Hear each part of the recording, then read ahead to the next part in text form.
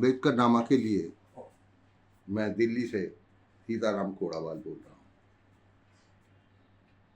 पत्रकारिता में मेरी रुचि 1950 के दशक के पूर्वार्ध से ही रही है और मैं उस समय छपने वाली पत्र पत्रिकाओं को बड़े गहराई से पढ़ता रहा हूँ। यहाँ तक कि मेरी शिक्षा में भी ज़्यादा ध्यान इसी प्रकार के अध्ययन पर रहा। जो पाठ्यक्रम था वो तो बस समझिए सामान्य ज्ञान के ही रूप में चलता रहा और मैंने स्नातक की डिग्री भी इसी अखबारी ज्ञान से या साहित्यिक ज्ञान से ही पास।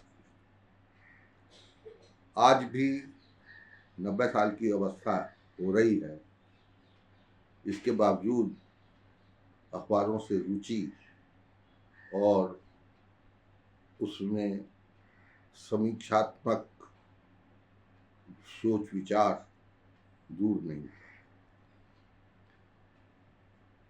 आजकल चल रहे हैं आम चुनावों के प्रचार। इतना लंबा समय दे दिया है निर्वाचन आयोग ने कि 2 महीने, देखा जाए तो 3 महीने कवर होंगे, थोड़ा थोड़ा देखा जाए तो अप्रैल, मई और जून के वैसे तो शुरुआत में परिणाम आ जाएंगे, लेकिन 3 महीनों का असर तो है ही है। इसी सिलसिले में जब नेताओं के ऊट पटांग भाषण सुनने को मिलते हैं तो बड़ा दुख होता है। हमने वो जमाना देखा है जब राजनेता गंभीर हुआ करते थे, उनमें सौम्यता हुआ करती थी, सहयोग की भावना भी होती थी, एक दूसरे का सम्मान भी करते थे, भाषा शिष्ट, परिमार्जित और सत्य पर आधारित होती थी। आज झूठ, कपट और ईर्ष्या इस कदर राजनीति में समा गए हैं कि वो गंदी नाली बन कर रहे हैं। अभी 2 दिन पहले, एक ही दिन पहले मैं दूरदर्शन पर किसी चैनल में समाचार देख रहा था। खड़गे साहब का, कांग्रेस के अध्यक्ष खड़गे साहब का एक भाषण है। वो कर्नाटक के किसी प्रत्याशी का परिचय दे रहे थे मंच पर।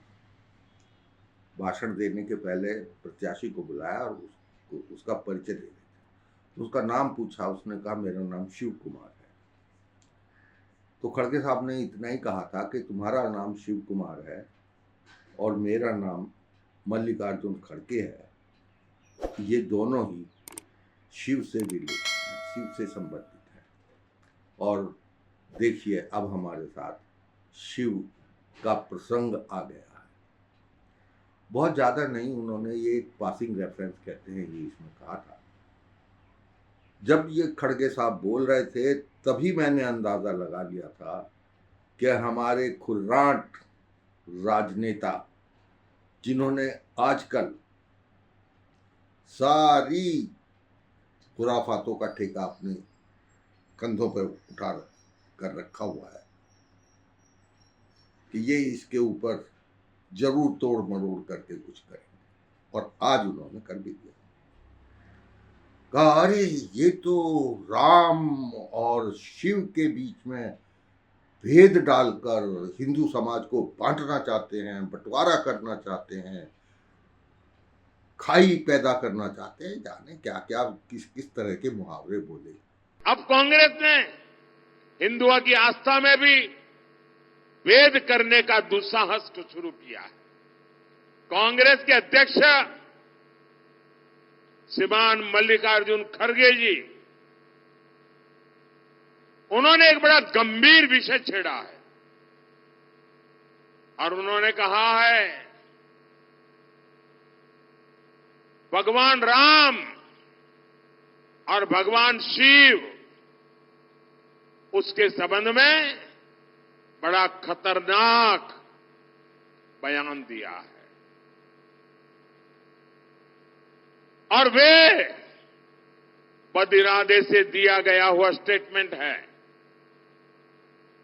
हिंदू समाज को बांटने के लिए खेल खेला गया है।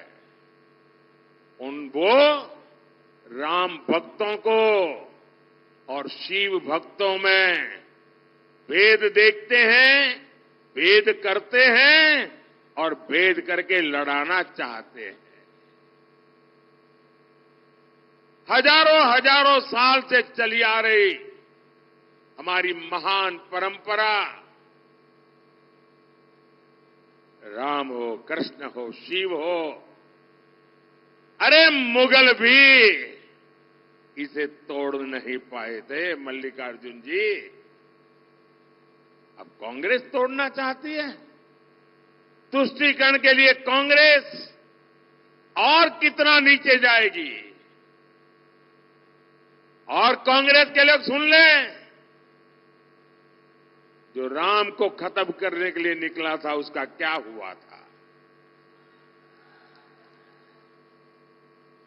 और उनके एक शाहजादे ने महीने भर पहले कह दिया था कि मैं इस देश में शक्ति का विनाश करके रहूंगा। ये शक्ति स्वरूपा मेरी माताएं बहनें बैठी है। हम शक्ति के उपासक हैं। कोई अंबा की उपासना करता है, कोई चामुंडेश्वरी की करता है, कोई चोटीला के पगडंडी पर जाकर के ऊपर जाकर के मां चामुंडेश्वरी का, कभी दुर्गा का, कभी काली का, कभी लक्ष्मी का, कभी सरस्वती का। हम शक्ति की उपासना करते हैं। और शाहजादे ने कह दिया था कि मैं शक्ति का विनाश करूंगा। और जो शक्ति की उपासना करने वाले लोग हैं, क्या वो शक्ति का विनाश करने वालों को कभी स्वीकार कर सकते हैं क्या? जो शिव और राम को लड़ाने की बात करते हैं, वो कभी स्वीकार कर सकते हैं जी? हम तो वो लोग हैं जिन्होंने शिव जी के सामने कमल पूजा करके अपने सिर काट करके रख दिए थे जी। हमारी समझ में नहीं आता कि जो समझदार लोग हैं, मतदाता हैं, वो इतना तो जानते हैं कि शैव और वैष्णव मत में आज से नहीं, सैकड़ों साल से मतभेद चला आ रहा है। और मतभेद ही नहीं, संघर्ष भी हुए हैं। एक मुझे कबीर का दोहा याद आता है, उसमें लिखा है, चंदन की चुटकी भली ना बबूल अबू राम, वैष्णव की झोंपड़ी भली ना साकत भर गांव। ये तो कबीरदास ने लिखा कि मुझे वैष्णव की तो एक झोंपड़ी भी बहुत अच्छी लगी, वो अच्छे है। और शाक्त जो होते हैं, जो शक्ति के पुजारी होते हैं, उनका तो भरा गांव भी बेकार है। तुलसीदास भी कुछ इस क्षेत्र में कम नहीं थे। वो कहते थे, उन्होंने कृष्ण की मूर्ति देखी और मूर्ति देखकर बड़े प्रभावित हुए।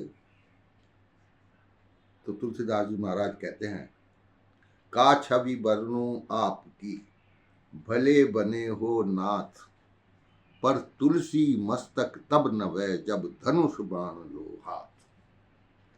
यानी कृष्ण को सिर नहीं झुका सकते। राम के लिए तो ये कहा है कि एक श्याम घनश्याम चातक तुलसीदास, लेकिन कृष्ण से उन्हें गुरीज है। एक और जगह कहा है कि कृष्ण कृष्ण सब कुछ सब कोई कहे, आंख ढाक और खैर। तुलसी या ब्रज भूमि को कहा राम स्वयं पैर। तो इतना तो वो भी लगाव मानते थे राम से, और कृष्ण से दुराव मानते थे। भाई ये तो आपके आराध्य हैं, आप उनके ऊपर क्या आक्षेप कर रहे हैं जो राम और कृष्ण में भेद मानते थे? आपने तो अपने स्तर को इतना नीचे गिरा लिया कि समझदार आदमी आपका कभी सहयोग करने को तैयार नहीं।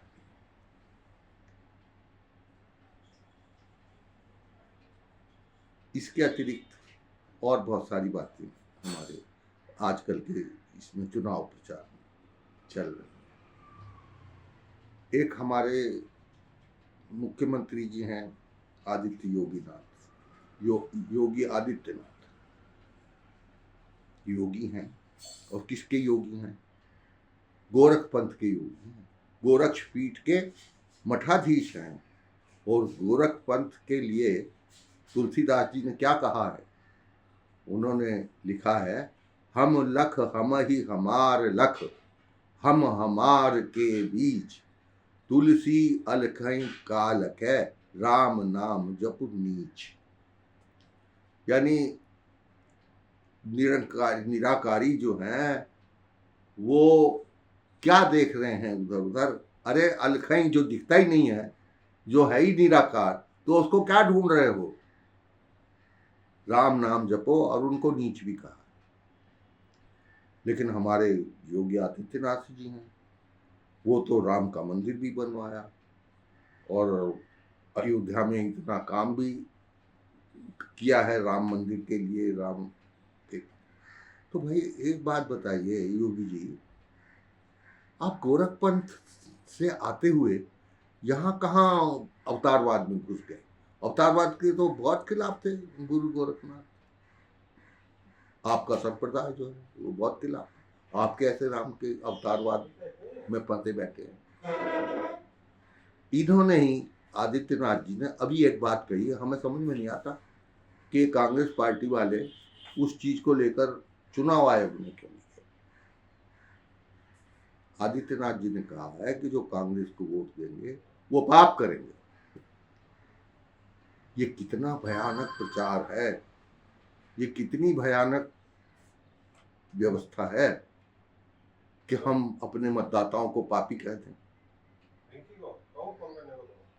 तो ये सब चीजें सोचने की। अब इससे ज्यादा हमें कहना नहीं है। और ये हमारे दर्शकों